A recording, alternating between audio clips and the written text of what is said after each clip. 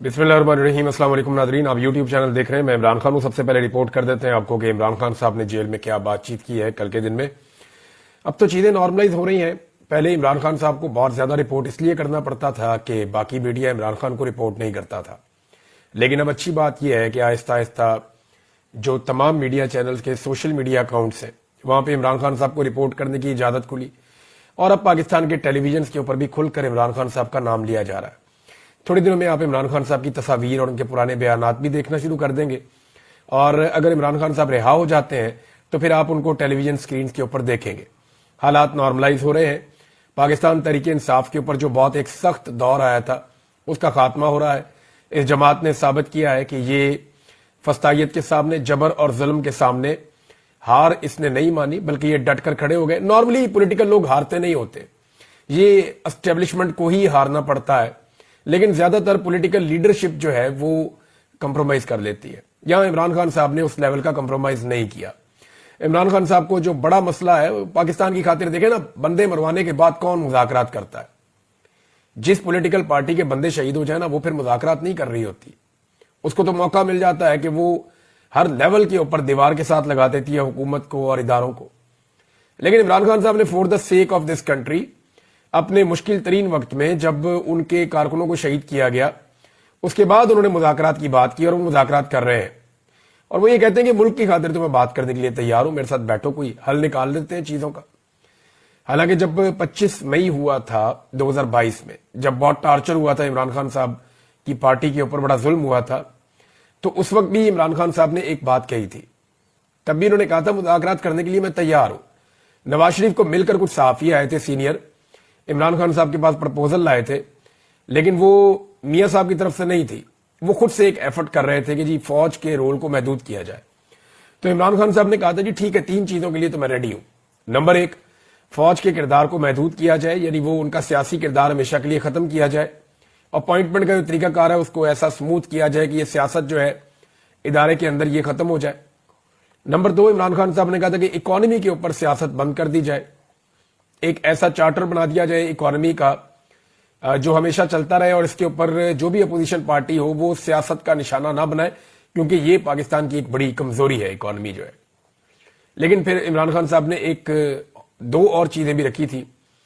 एक तो उन्होंने कहा था कि इलेक्शन का एक तरीकाकार तय कर लिया जाए, साफ और शफाफ इलेक्शन पाकिस्तान में होना चाहिए, इसको यकीनी बनाया जाए ताकि आइंदा होने वाले इलेक्शनों के ऊपर कोई उंगली ना उठाए। और चौथी बात इमरान खान साहब ने इजाफी कही थी, उन्होंने कहा था जी फिर कोई एनआरओ जो है वो नहीं होगा, यानी इसके अंदर कोई एनआरओ शामिल नहीं होना चाहिए। इन उसूली चीजों के ऊपर मैं बात करने को तैयार हूं, लेकिन फिर ये ऑफर जो है वो जो हुकूमती जमातें हैं वो इसके ऊपर दे, तो मैं बतौर अपोजिशन लीडर मुझे कोई एतराज नहीं है। मैं आज अपोजिशन में हूं, लेकिन मुझे कोई एतराज नहीं है, मैं इसके लिए काम करने के लिए तैयार हूं। जाली और फस्ताई निजाम को शिकस्त हो जाएगी इंशाअल्लाह, साथ उन्होंने बोला। इस आमराना दौर में शख्सी आजादियों के खात्मे, बुनियादी कानूनी हुकूक की पामालियों और इदारों की तबाही ने मुल्क के न सिर्फ समाजी और सियासी निजाम बल्कि कानूनी और माशी निजाम को भी दरम बरम कर दिया है। जिस भोंडे अंदाज में खालिद खुर्शीद को 34 साल कैद की सजा सुनाई गई, उससे साबित होता है कि मुल्क में रूल ऑफ लॉ का खात्मा हो चुका है और गैर एलानिया बदतरीन आमरीत का राज है।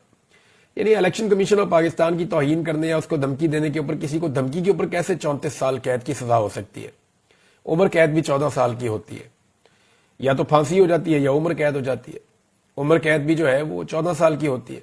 यहां एक जज ने 34 साल की सजा सुना दी है, तो कैसे हम इस अदलिया को आजाद अदलिया कह सकते हैं?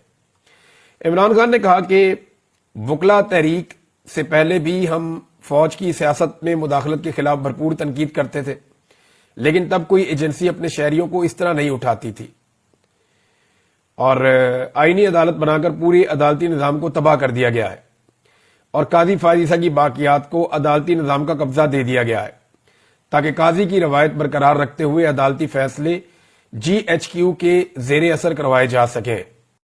मेरे खिलाफ पिछले साल भी 4 गैर कानूनी फैसले दिए गए थे। सोमवार को अलकादर केस का फैसला भी वैसा ही तवक्को कर रहा हूं, यानी पीर को फैसला आना है इमरान खान साहब के खिलाफ, क्योंकि जेल का ये रिकॉर्ड है कि जेल में जितने भी फैसले आए वो इमरान खान साहब के खिलाफ ही आए। अब ये फैसला इमरान खान के हक में तो आ नहीं सकता, शवाहिद तो है नहीं, सबूत भी है नहीं, لیکن جج نے جب جیل جا کے ٹرائل کرنا ہے عمران خان صاحب کا تو اس نے پھر تو سزا عمران خان صاحب کو ہی دینی ہے نا، کیونکہ نظام عمران خان صاحب کا دشمن ہے۔ لیکن اس وقت نظام پھنسا ہوا ہے کہ اس آدمی کو باہر کیسے نکالنا ہے، یہ بھی ایک پرابلم ہے۔ اور یہ پرابلم کا جو ریزن ہے وہ یہ ہے کہ جو بائیڈن کی سپورٹ پیچھے سے ہٹتی جا رہی ہے۔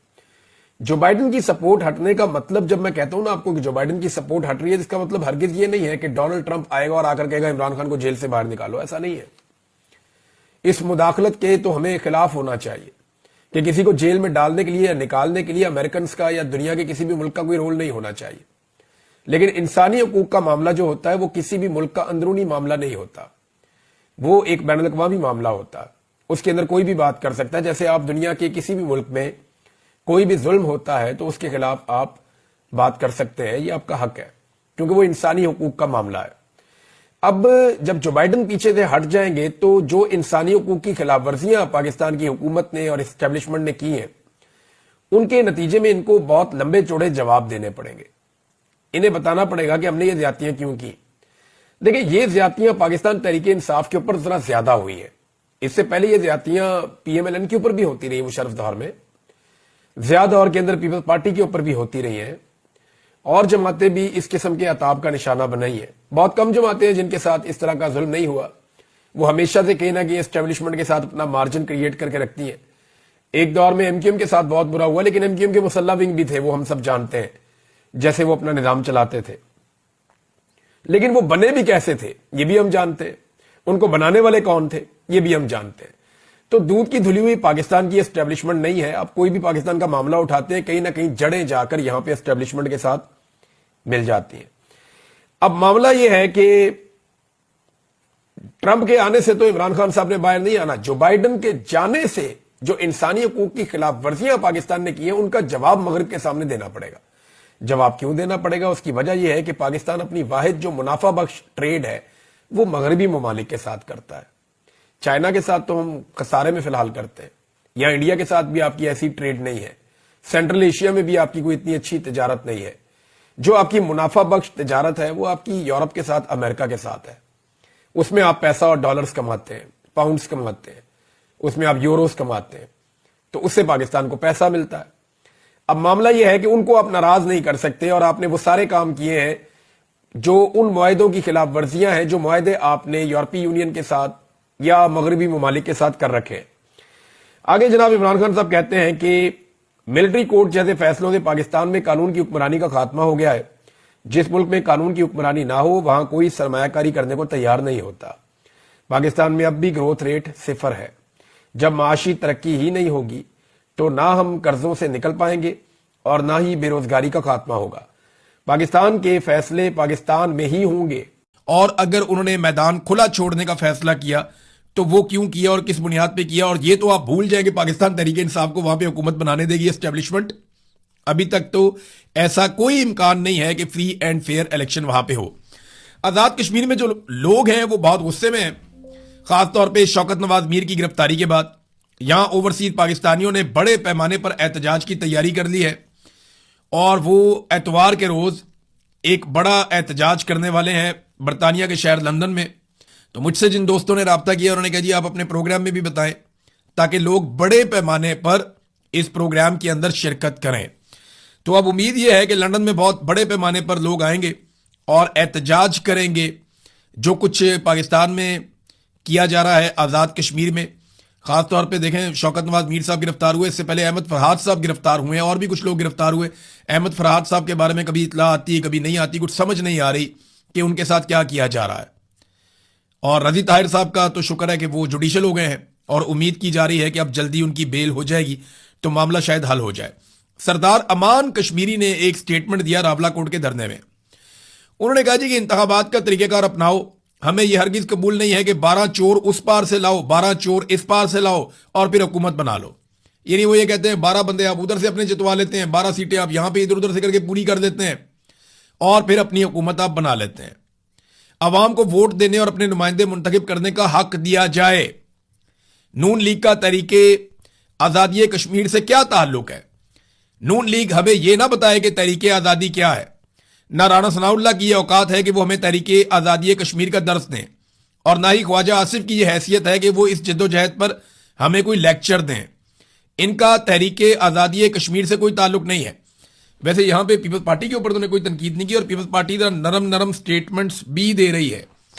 مثال کے طور پہ جو یہ خبر ہے میرے پاس، یہ جیو پہ چھپی ہوئی ہے، یہ جو وزیر اعظم آزاد کشمیر اس وقت ہے فیصل راٹھور، جنہوں نے کلعدم قرار دیا جوائنٹ عوامی ایکشن کمیٹی کو، جن کے بعد اختیارات ہیں، جنہوں نے چاروں کے سر کے اوپر انعام بھی رکھا، جن کی حکومت نے 4 رہنماؤں کے سر کے اوپر انعام رکھا گیا، جن میں سے اب ایک جبری طور پہ لاپتہ ہے، یعنی ان کا کچھ پتہ نہیں ہے، گرفتاری نہیں ڈالی گئی، نہ ہی کسی عدالت میں پیش کیا گیا، شوکت نواز میر کو، اور یہ اب ایک نارمل چیز پاکستان میں سمجھی جا رہی ہے. تو مہاجرین کی نشستوں کا خاتمہ کوئی شکوہ یا گلہ نہیں ہے، ایک جائز مطالبہ ہے. اب یہ کہنا شروع ہوگی پیپلز پارٹی، یعنی پیپلز پارٹی پہلے کسی اور طرف کھڑی تھی، اب وہ یہ کہہ رہی ہے بالکل جائز گلہ ہے، مہاجرین کی نشستوں کا خاتمہ ہونا چاہیے. وہ یہ کیوں کہہ رہے ہیں؟ وہ یہ اس لیے کہہ رہے ہیں کہ زیادہ سیٹیں پنجاب میں مریم نواز کی حکومت ہے، اور مریم نواز پنجاب سے زیادہ سیٹیں چھین لے گی طاقت کے بلبوتے پہ، اور وہ پیپلز پارٹی کو نہیں ملیں گی. تو پیپلز پارٹی کو یہ سمجھ آ گئی ہے کہ اگر حکومت بنانی ہے تو آزاد کشمیر والوں کو راضی کرو، اور پی ٹی آئی جو ہے اس کو گیم سے باہر تو ویسے ہی اسٹیبلشمنٹ نے کر لینا ہے. تو ایک حکومت تو بن گئی گلگت بلتستان میں، تو ایک اور آزاد کشمیر میں حکومت بنا لیتے ہیں، اور ہو سکتا ہے اسٹیبلشمنٹ آزاد کشمیر میں بھی پیپلز پارٹی کو حکومت بنا کر دے دے. آنے والے دنوں میں آپ بلاول اور زرداری کے منہ سے اسٹیبلشمنٹ کی کافی اور تعریفیں بھی سنیں گے. ناظرین، ہم کافی عرصے سے بات کر رہے تھے بھارت نے پاکستان کا پانی روکا ہوا ہے. میں وقتاً فوقتاً اس کے اوپر بات کرتا ہوں، لوگوں کو بڑی آگ لگتی ہے، غصہ آتا ہے کہ اس پہ بات کیوں کرتے ہیں. میں D G I S P R کا وہ سٹیٹمنٹ بھی سناتا ہوں، میری فوج کے ترجمان ہے کہ تم ہمارا پانی بند کر دو گے، ہم تمہارا سانس بند کر دیں گے. تو اس بات کو بڑا مائنڈ کیا جاتا ہے. لیکن اب شکر ہے کہ گزشتہ ایک ہفتے سے حکومت نے ہوش کے ناخن لیے ہیں اور اس پر بات کرنا شروع کی ہے. میں لمبے عرصے سے خبردار کر رہا ہوں، اور یہ میں کئی سالوں سے خبریں دے رہا ہوں. جب انڈیا نے پاکستان کے پانی کے اوپر کوئی نیا منصوبہ شروع کیا، میں نے سب سے پہلے ریسرچ کر کے اس کے اوپر خبر دینے کی کوشش کی. جب اس کے بارے میں ایک چھوٹی سی خبر بھی آئی تو میں نے پوری تحقیق کر کے ایک ایک چیز قوم کے سامنے رکھی. یہ ہمیشہ سے میں کرتا ہوں، اور اب یہ سلسلہ بہت تیزی سے بڑھ گیا. انڈیا بڑے بڑے منصوبے بنا رہا ہے اور جہلم اور چناب کو فارغ کرنے والا ہے. دریائے سندھ کے اوپر اس کا بہت بڑا امپیکٹ آئے گا، اور یہ بات پورا پاکستان جانتا ہے. تو پہلی مرتبہ اب ان کو ہوش کے ناخن آئے تھوڑے سے، اور سندھ طاس معاہدے کے اوپر انہوں نے جناب یک طرفہ قسم کی کانفرنسز بلانا شروع کر دی ہیں. اس میں میرے خیال میں رابطے کرنے چاہیے انڈیا کے ساتھ، انڈیا کو انگیج کرنا چاہیے. اس حکومت نے انڈیا کے ساتھ رابطوں میں کوئی قباحت نہیں ہے انہیں. ایسا نہیں ہے کہ ان کی کوئی کٹی ہوگی انڈیا کے ساتھ، ان کے رابطے ہیں. ہاٹ لائن ہر وقت چلتی رہتی ہے، اور ایک جنگ بندی ہوئی ہے، اور اس کے بیچ میں کچھ بات چیت بھی ہوئی ہے ان کی. تو انڈیا کے ساتھ رابطے کریں. جو ثالث موجود ہیں یہ سندھ طاس معاہدے کے، تو وہ ان ثالثوں اور ضامنوں کے ساتھ بات چیت کی جائے، انہیں ہوش دلایا جائے. ہر فورم پہ پاکستان کو جانا چاہیے. لڑائی جو ہے وہ کسی بھی مسئلے کا آخری حل ہو سکتا ہے، اور لڑائی کبھی بھی مسئلے کا حل نہیں ہوتی. لڑائی خود ہی ایک مسئلہ ہوتی ہے، لیکن بعض اوقات لڑائی کے بعد مسئلے کا حل نکل آتا ہے، جب دونوں فریقین کو ہوش آتی ہے کہ لڑائی میں کافی نقصان ہو گیا. تو لڑائی تو مسئلے کا آخری حل ہوتا ہے. بات چیت کریں، ڈائیلاگ کریں، بیٹھیں، کسی طرح قائل کریں، کچھ بھی کریں، لیکن پاکستان کا پانی پاکستان کو ملنا چاہیے. اور اگر اب کوئی لڑائی ہو جائے یا کوئی کاروائی ہو جائے تو پھر پاکستان کو اب 70 سال سے جو قوم کے ساتھ وعدے کیے گئے وہ پورے کرنے چاہیے. یعنی سیاچن انڈیا نے چھین لیا، کارگل پہ انڈیا نے قبضہ کر لیا، تو پاکستان کی تو زمینوں پہ انڈیا نے قبضہ ہی کیا ہے پاکستان بننے کے بعد سے لے کر اب تک.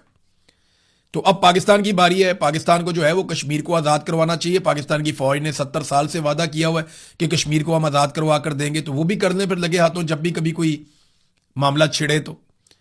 اور دوسرا جو ہے وہ پاکستان کے پانی کے اوپر جتنے بند ہیں پھر وہ ختم کیے جائیں، تاکہ پاکستان کا پانی پاکستان میں بغیر کسی رکاوٹ کے ایک فلو کے ساتھ آ سکے.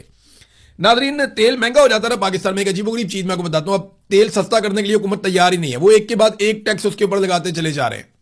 کوئی انوائرمنٹل لیوی ہے اس کو بھی بڑھا دیا انہوں نے. یعنی کسی صورت بھی عوام کو ریلیف دینے کے لیے یہ حکومت تیار نہیں ہے.